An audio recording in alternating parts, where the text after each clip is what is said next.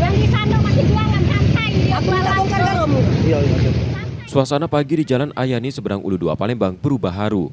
Ratna, seorang pedagang kaki lima menangis ketika lapak dagangannya dibongkar Satpol PP pada Kamis 28 Agustus 2025.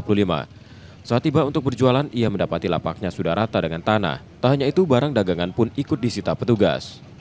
Ratna mengaku terpukul. Lapak sederhana itu menjadi sumber nafkah untuk menyekolahkan dan memberi makan 5 anaknya. Ia merasa pembongkaran dilakukan tanpa pemberitahuan sebelumnya. Aku nak makan, nak memandu, ini malah dibongkar. Isinya lah habis, dah kosong dah dalam, lagi isinya. Dah rokok, dah minuman, dah kopi.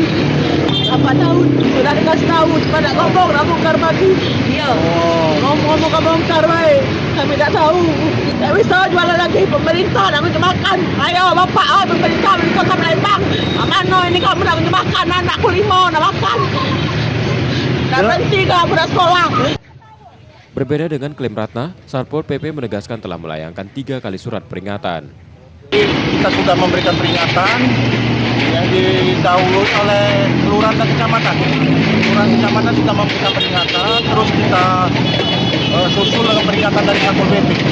Kita berikan waktu 3 kali 24 jam untuk melakukan membongkar sendiri. Tapi setelah kita lewat dari 3 hari, bahkan sudah seminggu kita dibongkar, ya akhirnya kita melakukan penertiban. Penertiban dilakukan setelah menerima laporan warga karena keberadaan pedagang di bahu jalan mengganggu arus lalu lintas. Yudi Kiswanto, Kompas TV, Palembang, Sumatera Selatan.